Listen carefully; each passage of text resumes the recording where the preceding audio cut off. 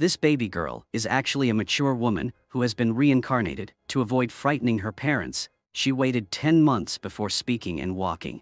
Upon entering preschool, the teacher discovered that she could write like an adult and had advanced academic abilities. It turns out, she was reborn after a car accident. Before the accident, 33-year-old Asami was unmarried and worked for the government. After the accident, she was told she could reincarnate, but could only become a giant ant-eating creature in Guatemala. Asami still doubted herself, so she asked again, will she reincarnated as a giant ant-eater in Guatemala? The staff member confirmed it was right. He mentioned the need to accumulate sufficient karma, as it could improve the chances of a successful human reincarnation. Asami wondered if her lack of karma in her past life, perhaps due to neglecting to help people, had led to this. However, regrets were useless now. The staff member informed her of another option, choosing not to reincarnate and living her life as it was, to amend her life's trajectory, accumulate karma, and have a chance at a better next life. Surprisingly, there was a door on the left that led to reincarnation. Without hesitation, Asami walked towards the right. The moment she opened the door, she found herself reincarnated, but retained memories from her past life. It wasn't easy to endure infancy and kindergarten again, but she knew she had to accumulate karma. Asami didn't litter anymore, nor did she collect nectar from flowers like before. With an adult's mindset, she also discovered a secret she had missed before. Rina's father was close to her teacher. Asami remembered from her past life when Rina suddenly changed her name and moved away. The class teacher disappeared too. Did their relationship lead to Rina's parents' divorce and her subsequent relocation? Asami kept interrupting and eavesdropping on their conversations. One day, she saw Rina's father handing a paper to the teacher. Seizing the opportunity when the teacher wasn't in the office, Asami altered the content of the paper. Later, she pondered, feeling unsatisfied with her actions. She decided to threaten Rina's father via a message, saying she'd expose him if he cheated, but with no mobile phones yet. Asami recalled how her friend taught her to use a landline to send messages. One evening, while her parents were asleep, she attempted to use the landline at home, but almost got caught by her father. Luckily, she managed to evade suspicion. However, Asami realized it wasn't safe, and opted for a public phone. She went to the park's public phone booth, only to find she had no money. Helpless, she returned home. Remembering her sister mentioning her father's secret stash in his shoes, Asami checked and found it. She returned to the phone booth, sent the prepared message, and was almost caught by patrolling police. To avoid getting caught, and to keep her parents from discovering her nighttime excursion, Asami hid under a car until the police left. Quietly, she returned home. Finally, she could sleep peacefully that night. The next day, Rina's father stopped talking to the teacher, dropped Asami at school, and left immediately afterward. Rina didn't move, and the teacher didn't disappear. Asami's plan seemed successful. Several years later, she entered elementary school again. Studying was still easy, she could top the class even without attending. Though she had fantasized about a different life, there were fundamental similarities with her past life. The only difference was the need to focus on accumulating karma. In 1997, elementary students were obsessed with Tamagotchis, a virtual pet game. Asami, with memories from her past life, already had the rare white Tamagotchi and handed it to Shizuka, who excelled in the game. There was another surprise. Reina from her past life stayed because Asami intervened during kindergarten. Now, they attended the same elementary school. At school, Asami predicted a future couple would marry and divorce. However, this time she didn't interfere. Nazuki and Miho became Asami's friends.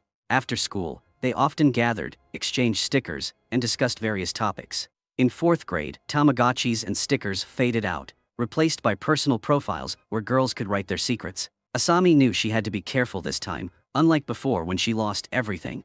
Blinking, she entered her rebellious phase. She didn't understand why she felt so resentful towards her father. Maybe it was teenage rebellion, just like in her past life when she was strict with him. Of course, her rebellion wasn't just directed at her father, there was also the detestable teacher, Mr. Mita. One day, when Mr. Mita caught a student passing notes, Asami stood up to defend the student, intending to use the teacher's logic against him. But Mr. Mita ignored her reasoning and called her to his office along with the student. Asami found herself in trouble. Not just the student, she wondered when girls started taking Korean-style photos as a new entertainment trend. That day, Mr. Mita took Asami's handheld game, a fact she completely forgot. Unexpectedly in this life, Asa stumbled upon the same troubles again. Her gaming device was confiscated by the teacher. Asami couldn't believe it. Even if she died, Asami wouldn't have expected to trip over the same spot twice. Though granted memories upon reincarnation, the budding love of youth still exists within her. Looking at these mischievous kids, there's no place for blossoming love. The object of her unrequited love from before, she now feels nothing for him. The mature uncle figure still holds more attraction. In terms of academics, she has her advantages, but in high school, it becomes more challenging. Some talented students gradually surpass her. Each time, Asami only maintains around 7th place in the whole school. Of course, she still aims to pass into the prestigious girls' school as in her previous life, solely because she fears not getting into another good school would be troublesome. Life in high school is dull and monotonous. In 2008, Asami successfully passed the university entrance exam. This time, she chose a challenging pharmacy program. Coincidentally, in the school's cafeteria, she met her university boyfriend from her past life, Masaru. This time, they weren't in the same department, so they didn't know each other. In the past, they were deeply in love until they broke up 2 years after university graduation. The reason was Masaru's gambling addiction, often skipping classes. After graduation, his job was unstable, frequently changing, and he irresponsibly borrowed 500,000 yen from her. Therefore, in this life, Asami intended to pass him by, hoping they could find new paths. During the university break, her best friend Miho finally got her driver's license and bought a car. Asami and Nazuki marveled at Miho's significant change. Previously restricted in their hometown, they could now roam around the neighboring city. At the graduation ceremony, Asami saw the troublemaker on stage being dragged away as usual. After the ceremony, they attended their middle school reunion and saw that the handsome Gato had become overweight. The course of history hadn't changed a bit. Sasuke, who used to be the best singer, was highly anticipated to enter the music industry. Sasuke felt the enthusiasm and promised not to disappoint. Only Asami knew that he ended up as a karaoke receptionist. His songs were okay with these people, but nobody actually bought his CDs, just empty words. Girls even asked for his autograph, claiming it would be a priceless treasure when he became famous, but most of them probably lost it. Silently observing the enthusiasm of these people, feeling contempt in her heart, including contempt for herself, in her past life, Asami wondered if she should intervene. If she did, perhaps Sasuke and Shizuka wouldn't divorce. She had thought about giving them some advice, but then she remembered Nazuki saying that Sasuke gave up his dream of music after remarrying and having a child, working at the karaoke bar to support his family. If she reluctantly changed his trajectory now, maybe the child wouldn't be born. Would that damage her conscience? Weighing it up, in the end, Asami did nothing, letting things flow naturally. Approaching graduation, Asami smoothly passed the pharmacist exam and various training courses before getting a job. After graduation, she was assigned to a pharmacy 20 minutes away from home. Not much different from her civil service job in her previous life. As a full-time pharmacist, her main tasks were to dispense medicine according to prescriptions, check them and hand them to patients, then record and store communication content. Of course, she also had to verify whether the doctor prescribed the right medication or not. Sometimes if patients waited too long, they would suggest something, and she had to patiently explain. Life continued as usual. One day after work, Asami met Mr. Mita, their middle school teacher, on the subway. Unpleasant memories from that time prevented her from starting a conversation. Instead, she wanted to sneakily take his picture with her phone and show off to her friends. Suddenly, a girl on the train grabbed Mr. Mita's hand, accusing him of being a pervert. Mr. Mita was shocked, denying the accusation. They argued on the subway until they got off at the next stop, where the girl explained the situation to the station staff. Then Asami remembered, in her previous life, Miho had said Mr. Mita was fired from school for something he didn't do. Realizing this, she hurriedly explained to the staff that she witnessed the whole incident. Asami still had the video she secretly recorded earlier. In the video, it was clear that another man was harassing the girl. When Asami enlarged the video, she discovered that the harasser was Taniguchi, her former boss. An employee said that if they presented this video to the police, they could probably track down Taniguchi in a few days. Asami knew that Taniguchi was working in a government office. She occasionally saw him when she went to get paperwork done. Mr. Mita was relieved and thanked Asami for speaking up to clear the truth. Later on, Asami saw the incident reported in the news. Taniguchi had been fired from the government office. Mr. Mita even visited her house to express gratitude, saying that this time, it was fortunate to have Asami's video, otherwise he might have been fired by the school. He also returned the handheld game console he confiscated from her in middle school. He had intended to return it but had forgotten. Asami brought the console out, and to her surprise, it still worked. She hadn't touched it since she bought it. And now, finally, she could use it. Asami had passed through life a second time without noticing the issue with herself, that she was still single. Her friends were similar to her, until she saw her former colleague happily discussing love. Only then did she realize she might have influenced those around her. Could it be that being close friends with someone also affected their love life? At 26 in her second life, Asami changed to a pharmacy closer to her home. The rule of this pharmacy was whoever arrived first opened it. There was a respected senior, Toro, in the pharmacy who was meticulous in his work, but had a habit that puzzled Asami. Although he always arrived first, he never opened the door, but waited for someone else to do it, pretending he had just arrived. Despite this, he seemed excellent in other aspects. As the pharmacy was close to where Asami used to work, she often ate lunch at her usual spot, where she met her former colleagues. Her mood became complicated. She didn't engage in conversation with them, yet her former colleagues talked happily about love. Asami even suspected she might have slowed them down in her previous life. One day, Asami and Haruka visited Nobuhiro's grandfather. Haruka noted how often Asami visited him lately, jokingly implying she was becoming attached to him. In reality, it was because Nobuhiro's health fluctuated, and within 2 years, he passed away, so Asami chose to spend more time with him now. Upon arrival, she saw him taking medicine with tea. When she looked at his 2 prescriptions, she realized they were from different hospitals. Mixing them could be extremely dangerous. Asami began to suspect this might be the reason for his deteriorating health. To be cautious, she took the prescriptions to the pharmacy for advice. When she received confirmation that they couldn't be taken together, Asami knew her suspicion was correct.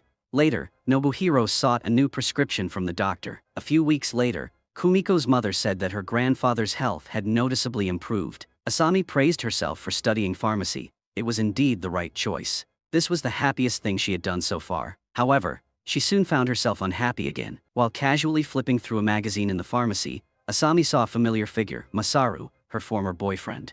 In this life, they hadn't met, but Masaru had become a successful entrepreneur with a billion-dollar turnover. Asami vividly remembered his gambling addiction in her previous life, even lending him $500. Could this have something to do with her? This thought troubled her for a long time.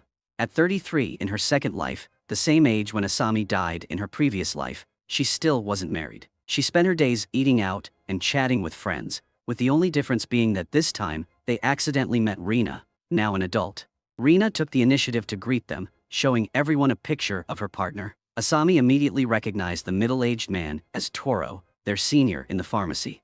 What made Asami unable to speak was the possibility that Toro might be married, as she had seen him wearing a ring. When she was young, Rina's father had an affair. Now it seemed to be her turn. It seemed like fate.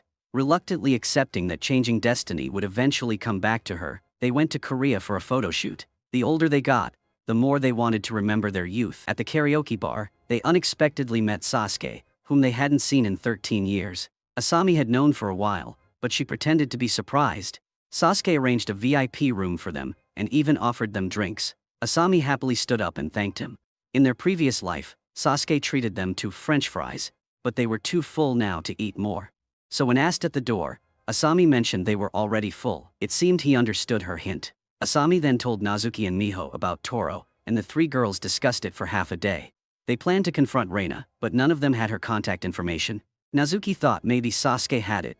Asami left the VIP room and asked Sasuke if he knew how Reina was doing now.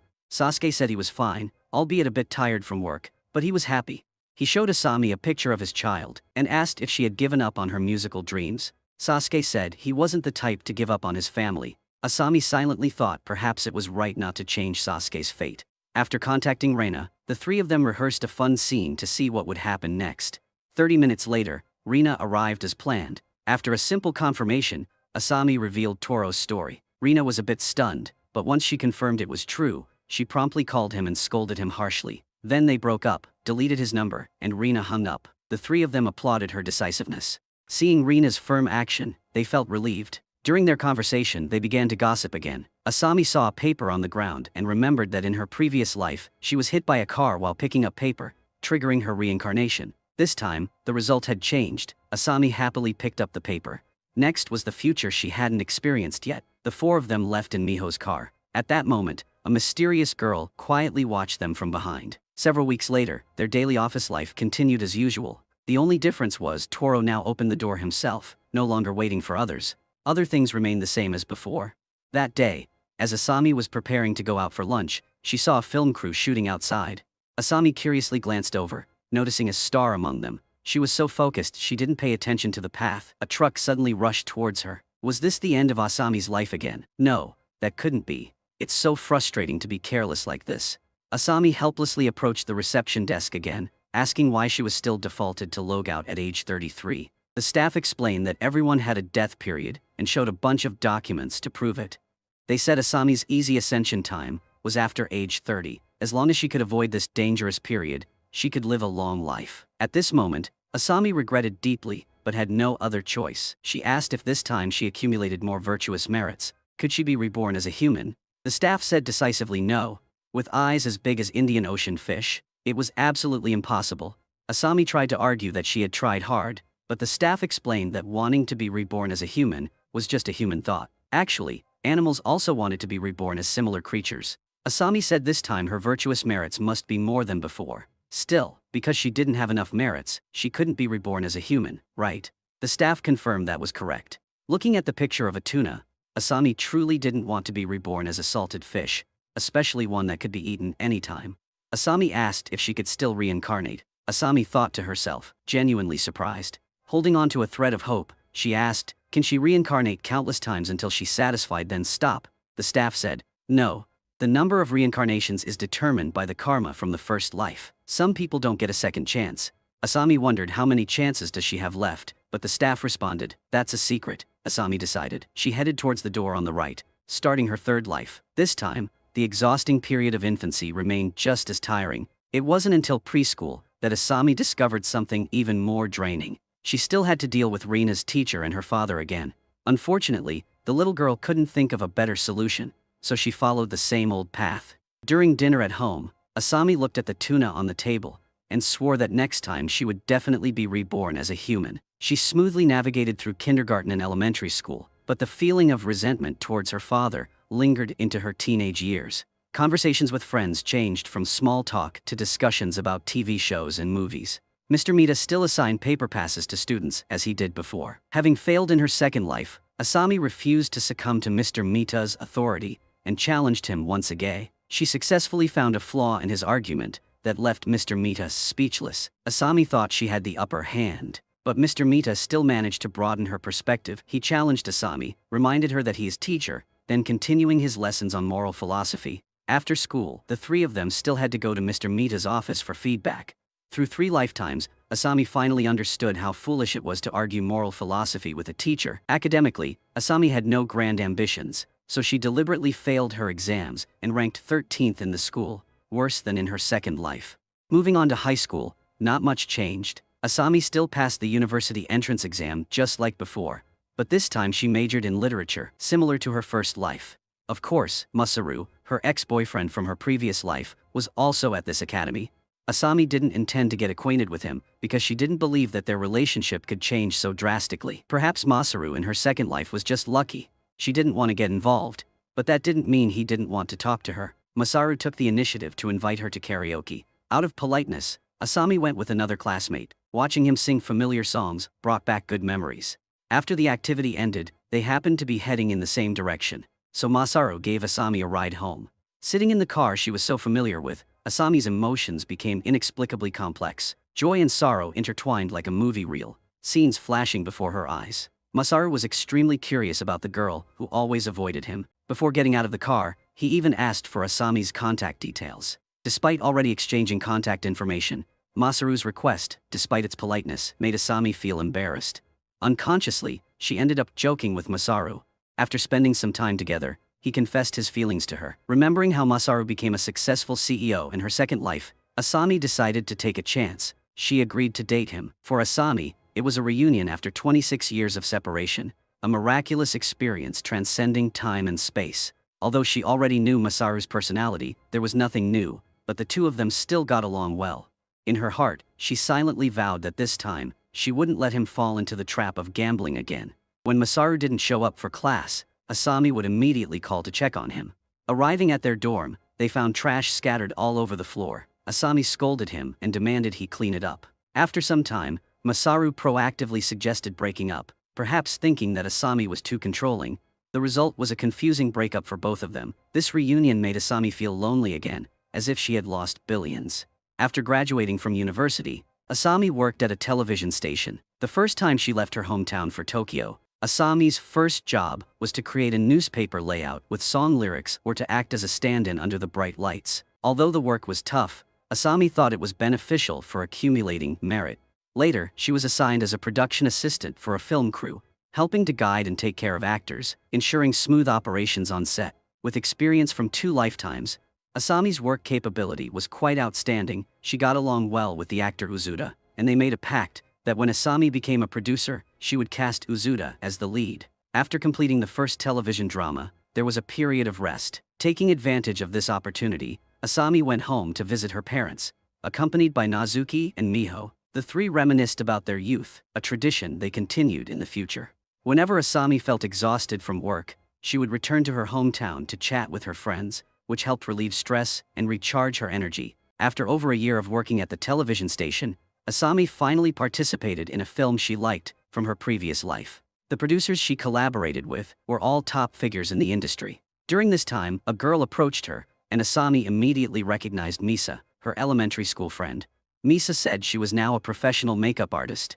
The unexpected encounter brought joy to both of them, and it seemed like they had endless topics to discuss. The first episode of the television drama was completed and aired with high ratings, just as Asami predicted. However, her workload increased afterward. One day, Haruka sent her a message reminding her that it was her father's birthday, and she shouldn't forget to call him. Suddenly, Asami remembered her previous life when she bought a birthday gift for her father and met Mr. Mita on the subway. But now, in Tokyo and working until midnight, she couldn't go back home. She really wanted to but couldn't help. Though Asami thought so, she couldn't focus on work knowing Mr. Mita's fate. She went to the schedule board nearby, wondering if she could speed up the filming process to make time to go home.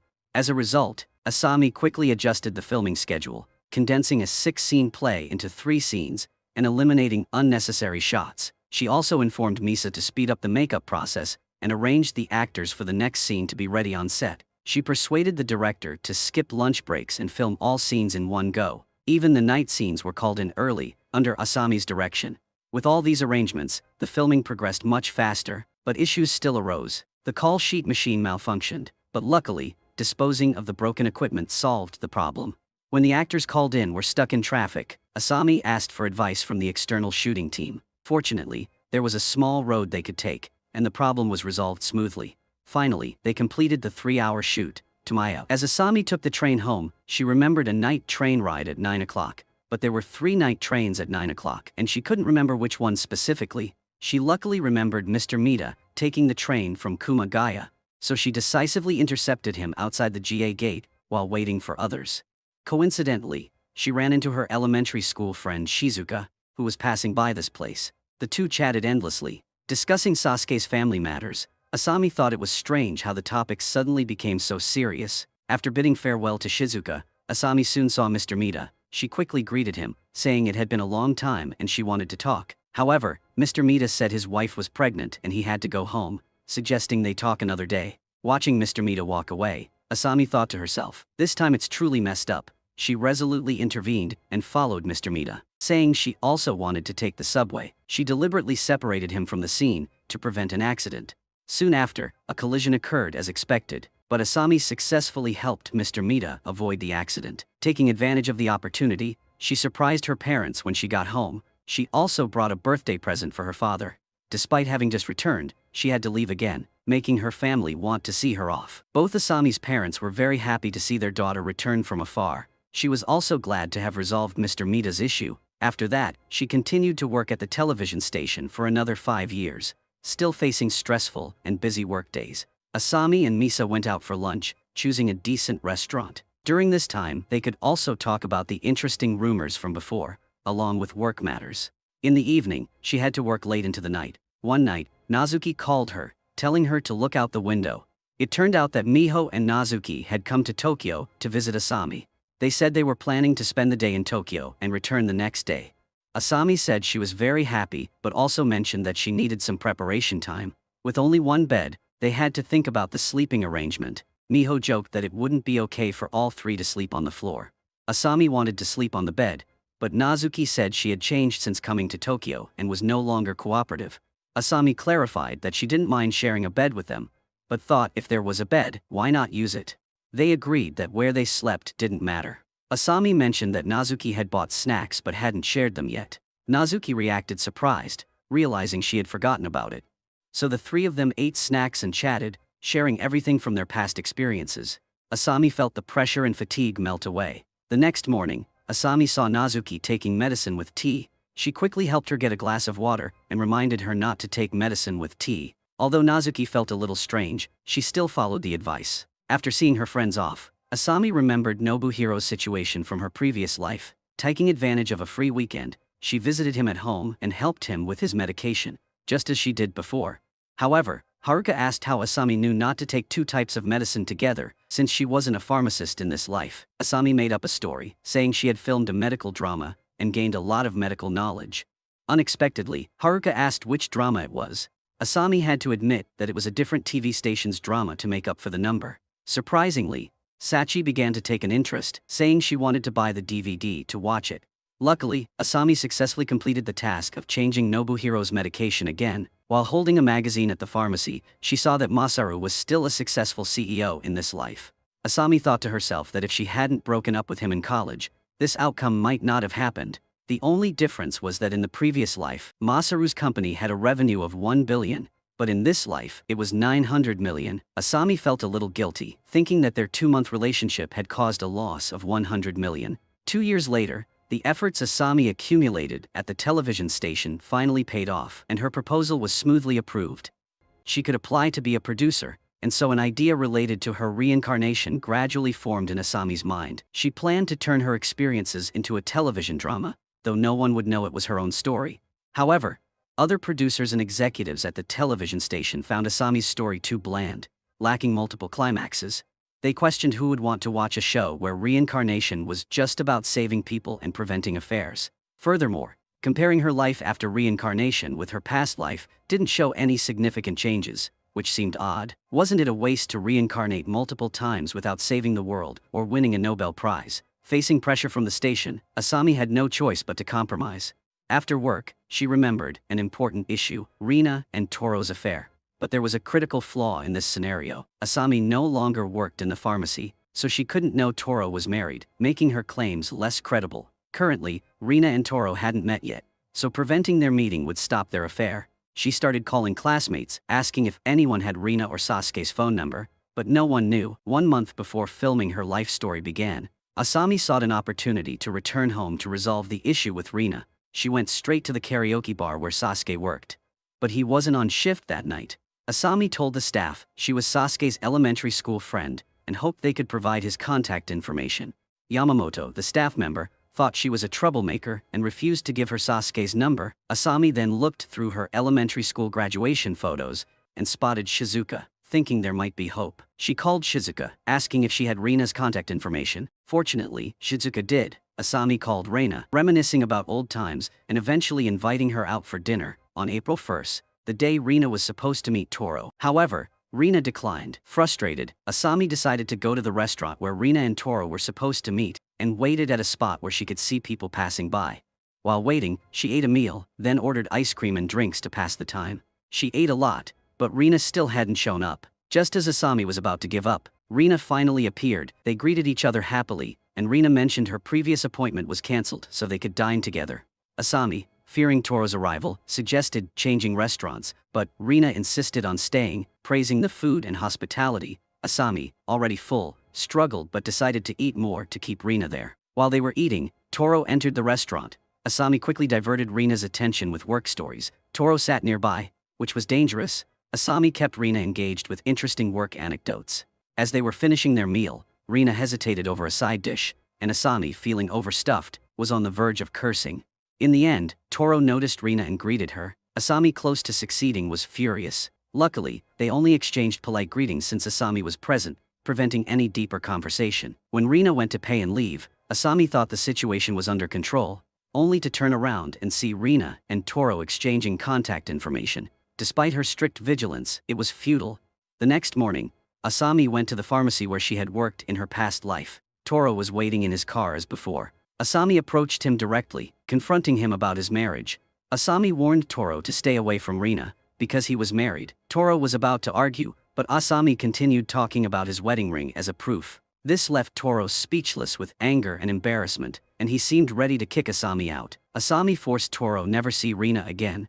Under her pressure, he finally agreed. Before leaving, Asami said what she'd wanted to say in a previous life. If you ever come to the shop early, it's best you open the door yourself. Asami and Misa were discussing work when she was shocked to learn that Misa was married. Their group was known for ignoring love and marriage, focusing solely on their careers.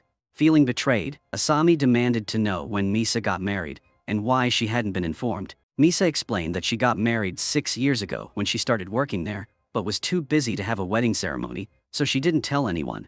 Asami, stunned that she hadn't noticed for 6 years, felt betrayed and thinking they were both too busy for relationships. Fortunately, she found some solace in their friends Nazuki and Miho. At that moment, Sasuke, whom she hadn't seen in 9 years, called unexpectedly. They arranged to meet at a cafe. Since their coming-of-age ceremony, they hadn't seen each other.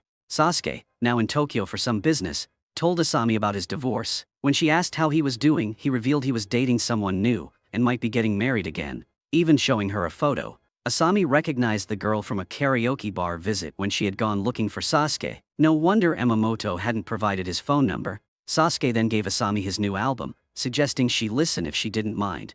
Asami thought to herself that in all her past lives, she never had the chance to hear his music. Finally, this time she could. When she asked about his musical dreams, Sasuke shared that he had left his recording company and was now composing as an independent artist. He also wanted to try acting and offered to take on any small roles in her TV dramas. Before leaving, Sasuke reminded her to reach out if she ever needed anything. Asami mused that she might disappoint Sasuke this time, since the cast for her drama was already decided. That evening, Nazuki and Miho arrived in Tokyo. Asami teased them about visiting too often. Nazuki retorted that if she complained again, they'd visit every night. Asami mentioned meeting Sasuke and asked if they knew about his divorce from Shizuka. She added that making a living through music seemed tough for him, and now Sasuke was interested in acting. Nazuki and Miho were surprised. They never knew he could act. Sasuke had been popular in their class, so reaching out for help must have been difficult for him, likely due to life's pressures. Reflecting on their old friend's predicament, the three felt sorry for Sasuke.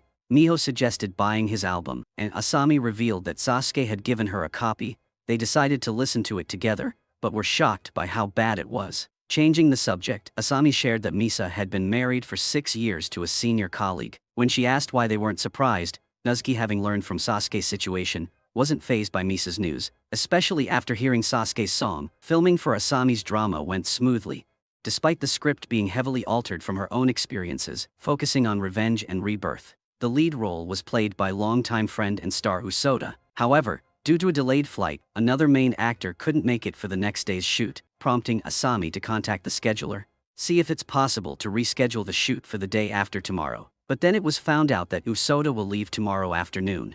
If the two main actors can't shoot together tomorrow, the subsequent scenes might be delayed too, which could affect the schedule for the first episode's broadcast. Asami reluctantly decided to temporarily use a stunt double. After looking through the backup list, no actor with a similar height was found. Suddenly, she remembered Sasuke's profile in her bag, and his height matched perfectly. Maybe Sasuke could give it a try. Later, Asami invited Sasuke over. Sasuke was surprised to see that Misa, the makeup artist, was also a former classmate. He gave her a record as a gift. Then Sasuke went to the set for filming and exceeded expectations, completing the stunt double's task excellently. Before leaving, Asami said she would arrange a more dramatic role for him next time. When she called a taxi for Sasuke, she turned around and saw him chatting with Usoda, even giving her a record. Finally, it was time for the first episode to air. Nazuki and Miho also arrived in Tokyo in the evening, wanting to watch the first episode of Life Improvement with Asami. At that moment, she was on her way back. Unexpectedly, a truck lost control. Asami rushed to the reception desk, lamenting that she was only 29 years old. Didn't he say there was no danger until she was 30? The staff said it was just a matter of probability and that she could die before that time. He then said he would start arranging for her reincarnation. Asami asked if they had a TV there. She had worked very hard on the script, which had just been approved and started filming a few months ago. They shot until midnight every day, even bringing in old classmates to shoot. The trailer was cut very meticulously. Today was the critical moment when the first episode aired, but she had died. Couldn't she watch it before being hit? Asami said he was quick to refuse a dead person's last wish. The staff apologized and asked how long it would take to watch the show. Asami said 1 hour was enough. Just watching the first episode would be satisfactory. Then she asked if she could watch it now, but the staff said no, then asked which channel's main character she was. Asami saw hope and asked if she could watch just 10 minutes. The answer, no, still keeps going. The staff asked how many episodes there were in total. Asami said why ask so much, if he wouldn't let her watch. The staff said she had just complained about the quick refusal, so he needed to ask a few more questions. Asami asked what she would reincarnate as this time, a purple sea urchin from Hokkaido. Asami asked why, after working so hard in this life, she could only reincarnate as a sea urchin, worse than previous lives. The staff showed her a picture of a cooked sea urchin. Asami said she couldn't accept being a sea urchin, and asked if she could reincarnate again. The staff said of course, just go to the right. Asami turned and asked why she always had to start over. It was tiring and exhausting. Couldn't she start in the middle like a game with a save function? Wishing her smooth sailing, Asami's fourth life began. She resolved to take risks this time, not live the same way as before, or she'd exhaust her karmic merits. After going to kindergarten, not only did Asami avoid sucking nectar, but she also actively advised her classmates not to. She taught them to share toys. Regarding the matter between the teacher and Reina's father, this time she decided to handle it differently. Asami went straight to the teacher and explained the situation, asking her not to have an affair. The teacher asked where she learned such things. Asami said there was once a teacher's affair that led to family breakup and job loss. She hoped this teacher wouldn't go missing. Asami said the paper had Reina's father's phone number on it and asked her not to contact him. The teacher was surprised to see the number and tore up the paper in front of Asami, promising not to have an affair and reassuring her. This strategy worked very well. The teacher intentionally kept a distance from Reina's father. Maybe she should have done this from the start. When she entered elementary school, Asami actively greeted elders, watered the plants at school, and tried to do everything to accumulate good karma. This time, in terms of studying, Asami didn't just sit back and enjoy the fruits of her existing wisdom. Starting from elementary school, she explored the knowledge of middle and high school, learning anything she thought would be useful. She absolutely did not waste any time. But in return, Nazuki and Miho didn't become her friends. Asami wore glasses from a very young age. One day, on her way to the library, she saw Nazuki and Miho trading stickers in the park. Memories of her past lives echoed in her mind. She approached them and asked to join their small group. Both were surprised that Asami wanted to join. Asami suddenly felt moved to tears. Nazuki and Miho gave her a sticker. She said she wanted to give them one too. But after they saw her stickers, they each randomly chose one. Asami sensed that they were being polite and didn't see her as a friend. Could it really be that without common ground, it's very difficult to play together? On the way home, Miho asked why she was so smart, always ranking first. Asami said she was taking supplementary classes. Before parting, as she watched Nazuki and Miho walk away, Asami felt that in this life she didn't seem to belong in their world anymore. It seemed difficult for her to integrate into their circle. She felt an inexplicable sadness. After entering middle school, Asami continued her passion for picking up trash. She went to school alone. When she saw Nazuki and Miho, she would simply greet them and then walk to school by herself. Without friends, Asami poured all her energy into studying. This time, she achieved first place in the entire school, but the feeling of loneliness often engulfed her. Unlike her classmates who enjoyed the joys of this age, going to take Korean-style photos, she felt a pang of discomfort. At this moment, someone suddenly called out to her from behind. It was Mary, the second-ranked student in the class. She invited her to take a photo. Unexpectedly, in this life, Asami and Mary took a photo together. In previous lives, she had always ranked first. The two of them started chatting and surprisingly, found they got along quite well. Mary asked if she could talk with her again tomorrow, and Asami was surprised that someone she had admired but never approached turned out to be so down-to-earth and approachable. In fact, Mary thought the same about her. Indeed, similar people attract each other more easily. Before long, Asami and Mary became friends. In past lives, Mary had always been the one giving presentations on the podium, but this time, the stage became Asami's domain. Asami even became the student council president, while Mary served as the vice president. Both graduated with excellent grades. This time, Asami chose to attend the best high school in the area and maintained her top rank in the entire grade. One day, Asami read in the newspaper about a medical professor who had won a Nobel Prize. She wondered if she could accumulate a large amount of good karma in this way. So, after graduating from high school, Asami decisively chose to attend the National University of Medicine. During her fourth coming-of-age ceremony, she once again encountered Nazuki and Miho. In this life, it was Mary who called her, and the two of them happily entered the auditorium. The troublemaker still got up on stage, and Asami and Mary started analyzing the various punishments he would face in the future. They concluded that seeking fame for a few short minutes was really not worth it. Later, they attended a middle school reunion. The plot was still the same as before. The only difference this time was Mary's presence. When they saw others praising Sasuke again, Asami remembered listening to his songs in a previous life. Mary, like Asami, thought Sasuke would not succeed. She even wanted to remind him, but Asami quickly discouraged her, worrying that the storyline might change, leading to Sasuke's child not being born, which would be problematic. Seeing Sasuke and Shizuka exchanging contact information, knowing that they would later marry and divorce, Asami refrained from intervening. Back in the VIP room, she wanted to reminisce with Natsuki and Miho, but it turned into one-sided pursuit, making her feel very sad. After graduating from university, Asami passed the medical license exam, then specialized in clinical research for 2 years. Asami became a research fellow at the National Institute of Medical Research. Their work involved finding unexplored medical phenomena, benefiting all of humanity, which was very suitable for accumulating good karma. Asami thought she might be able to reincarnate as a human again. Of course, outside of work, she couldn't abandon other tasks for accumulating good karma, like previously saving Professor Mita, but this time at the subway station she happened to meet Shizuka, who chatted with Asami about trivial household matters. This time, Asami supported Shizuka's idea of divorce. Due to chatting too long, Professor Mita walked by them. Fortunately, Asami noticed in time, and he recognized them. Asami told Professor Mita about Shizuka's troubles, using her to keep him there. Asami suggested finding a place to sit and discuss slowly, as it wasn't appropriate to talk there. Professor Mita checked the time and agreed to take the next subway. So the three went to a restaurant. Professor Mita advised Shizuka not to rush into divorce, but to communicate thoroughly with Sasuke, making him understand her true thoughts. If Sasuke insisted on pursuing his career in music, he must promise to do something well. Spouses should understand and compromise with each other. If they truly couldn't understand each other, then consider divorce later. Shizuka, taking Professor Mita's advice, understood a lot.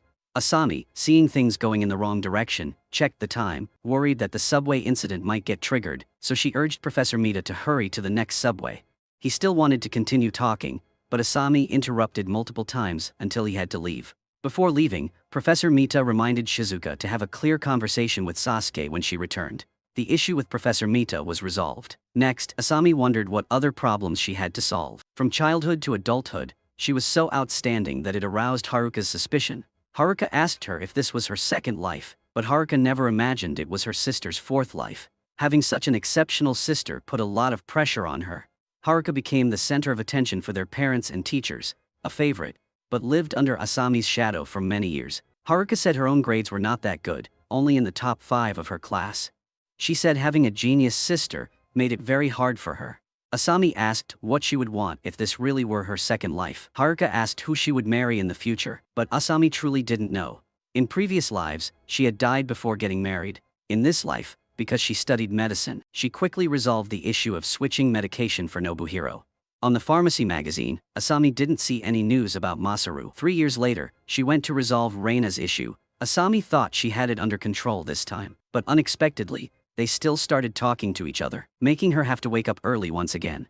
Asami vented her frustration on Toro. When exchanging contact information with a young woman, he wasn't wearing a ring. This time, Asami gave it her all, resolving the issue in just a few minutes. She was then promoted to a full-fledged researcher, and began conducting official experimental research. Her working hours were relatively flexible, as long as she completed her daily tasks. The main job involved collecting required samples and conducting various experiments. The work was both dry and tedious, and for a long time yielded no significant results. Fortunately, with the accumulated experience from her past lives, and her unique insights into exiting, she managed to cope with such work. The shared microscope in the lab was constantly adjusted by someone else to their own viewing angle, never reset afterward. This forced Asami to recalibrate the focus every time she used it, which annoyed her greatly. During lunch at the Research Institute's cafeteria, she learned from her senior that the one who didn't reset the microscope focus was a genius postdoc in their department. The students admired him. Even though he was always engrossed in research and clueless about social interactions, Asami felt relieved, realizing that most geniuses might be like that. Gradually, she got used to adjusting the microscope, and even reset the focus to 0 after using it. The end of the workday was not fixed, it depended on her experiment results. Some people finished at 6 p.m., while others worked until midnight. After 3 years of experimentation, she still had no groundbreaking research achievements. One day, Asami returned to her hometown, and her father told her that Haruka was bringing her boyfriend home. He discussed with her what to wear, in case the boyfriend proposed. Asami advised him to be natural and not to overthink it. Her father insisted on dressing formally, as it was a serious matter. A few days later, Haruka indeed brought her boyfriend home. He discussed with her what to wear, in case the boyfriend proposed, but only to help decorate a new cabinet. Her father had dressed up in vain, waiting all day. After the boyfriend left, he realized he had overdressed for nothing. Asami continued her experiments, sometimes imagining that the microorganisms she observed might be reincarnated beings, just like her. This life, she lived to 35 years old, longer than in her previous lives. Although she didn't make any major medical breakthroughs, she published her papers on some medical websites, contributing to the field. Finally, Haruka got married, to the same boyfriend she had brought home before. Watching her sister walk down the aisle, Asami recalled their childhood together, feeling warm and joyful. Seeing her sister's happiness, she felt happy too. In her hometown, Asami arranged to meet Mary for a meal. They hadn't seen each other in a long time, and had much to catch up on. Mary was now a flight attendant, undergoing strict annual health checks. Asami remarked she couldn't manage such a regimen. Just then, Nazuki and Miho passed by and spotted them. It had been decades since they last met at the coming-of-age ceremony. They were all happy to see old friends again, amazed at how little they had changed.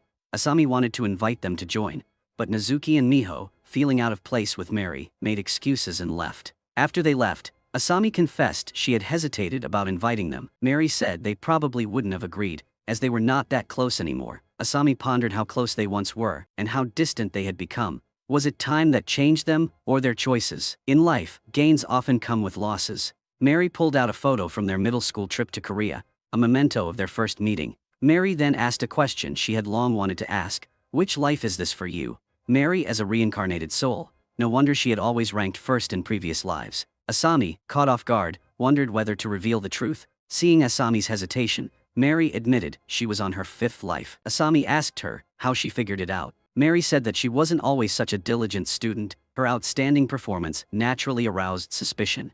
Plus, the photograph from their middle school trip to Korea was taken perfectly, a concept that didn't exist back then. Mary had mentioned future shopping malls in their conversations, further proving that Asami was also a reincarnator. Mary had noticed long ago, but Asami wondered why she hadn't said anything before. Mary admitted that she was embarrassed, afraid of being mistaken for crazy if she was wrong. She didn't want to lose her only friend. Asami asked if she also reincarnated at the reception desk and what she first turned into. Mary replied that she initially reincarnated as a termite in southeast Guatemala, a favorite prey of giant anteaters. She then asked Asami what she had transformed into. Asami vaguely mentioned an animal related to termites, making Mary laugh. She thought reincarnated souls must have similar paths. Asami asked if Mary's choice to reincarnate was driven by the desire to be human. Mary said it wasn't entirely the case. In her first life, she was an average student with mediocre grades. Nazuki and Miho were her close friends. This surprised Asami because, in Mary's first life, they were inseparable in elementary school, discussing fictional TV shows and trading stickers. On Mary's birthday, they gave her beautiful stickers. The middle school trip photo was of the four of them together. However, in high school, Mary drifted away from them, becoming an eccentric with poor grades, eventually enrolling in a vocational school for childcare. But their bond remained strong, with Miho driving them on trips during school breaks. During their middle school reunion, Mary confessed she once had a crush on Kaido, shattering her ideal image of him. In her first life, Mary was also a fan of Sasuke. They exchanged contact information and started dating a few months later. But Sasuke's career never took off. Despite his failures, Mary felt happy supporting him. Asami was surprised to hear about Mary's relationship with Sasuke, but it only lasted 6 months before Sasuke cheated on her with Shizuka. Mary had learned about Sasuke's infidelity from their 3 friends. She confronted Sasuke and broke up with him on the spot. After graduating, Mary worked as a nanny at Sakura Kindergarten, a job that gave her a sense of achievement. Asami remembered that she had attended that kindergarten herself. Despite her busy work, Mary often reunited with her close friends, who celebrated her birthdays with her. However, a heartbreaking event followed. In the crowded area, Mary suggested they move to a quieter place, and they ended up at Sasuke's karaoke bar. Fortunately, he wasn't there, sparing them any awkwardness. When Asami asked what happened, Mary revealed that Nazuki and Miho had died in a plane crash. They struggled to cope with the loss, and although they occasionally went out to eat, they were never as happy as before. They promised to live their lives to the fullest, honoring their friends' memories. Asami asked how long she lived in that life. Mary said she wasn't sure but died at 26, while Asami lived longer. In her second life, Mary tried to prevent the plane crash by keeping Nazuki and Miho from boarding. However, she realized that saving everyone required knowing how to fly the plane. To achieve this, she became a flight attendant, excelling in her studies and physical training from elementary school onward. She gradually distanced herself from her friends, but maintained her determination to save them. Asami questioned if this was truly the right approach. Mary explained that she planned to alter the flight path on the crash date. Despite her efforts, Asami died at 33 in that life, partly due to Mary's actions. On that fateful day, Mary had taken Asami to the bathroom, preventing her from the car accident she would have otherwise encountered. Mary's grief over Asami's early death led to her own health, and she didn't become a flight attendant, failing to save Nazuki and Miho. She died before turning 40, in her third life. Mary was a flight attendant, but discovered that she couldn't choose her flights, thus unable to save her friends. She died again in a car accident. By her fourth life, she died before even becoming a flight attendant.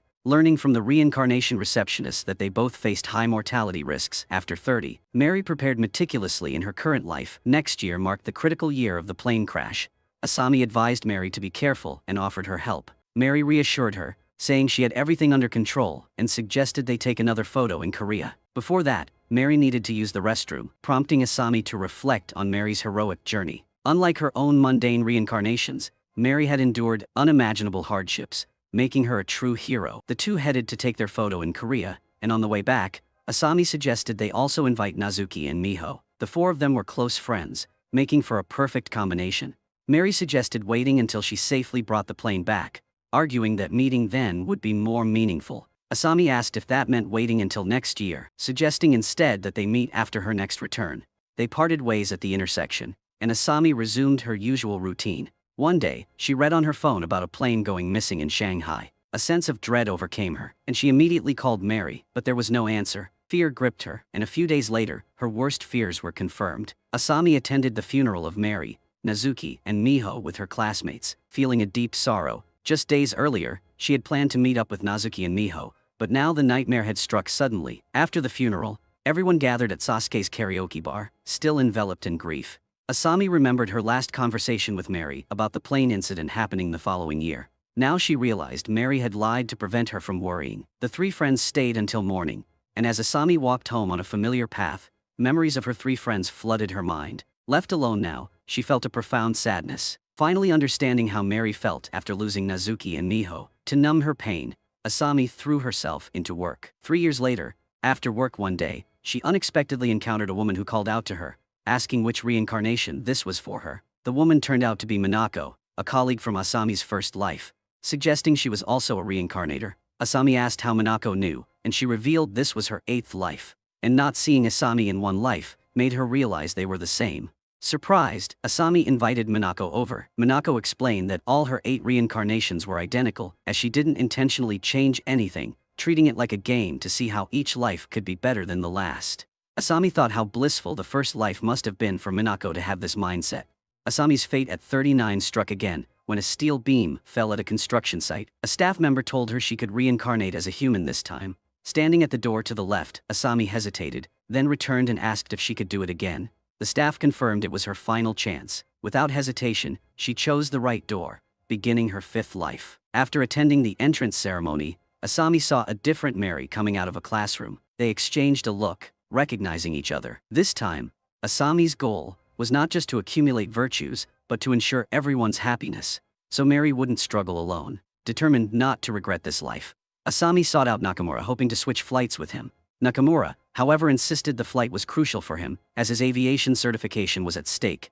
Asami and Mary devised a plan, with Mary suggesting poisoning Nakamura to prevent him from flying. Asami objected, fearing suspicion and investigation, so they opted for drugging instead, planning to slip something into Nakamura's coffee, while Mary distracted him.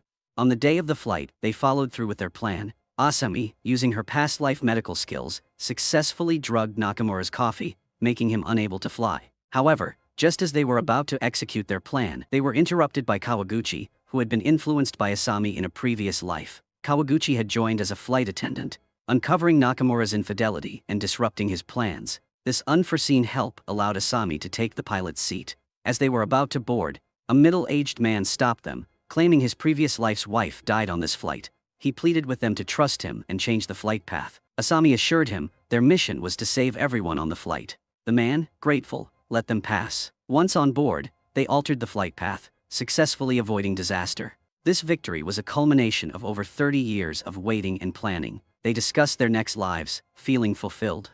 In the end, the plane landed safely in Taipei, greeted by Nezuki and Miho, who had learned about their mission. The four friends reunited, sharing photos and memories, marking their happiest day in over 30 years. Mary and Asami left their astronaut careers behind, returning to simpler lives. Asami became a public servant, valuing her patience and connections with the community, while Mary returned to her nursery, fulfilling her early dreams. Their lives seemed to reset to their original paths, but now with deeper understanding and happiness. 58 years later, the four friends reminisced about their fulfilled lives, all having lived long and happy lives. The story ended on a note of profound friendship and contentment, celebrating the simple yet powerful joys of life.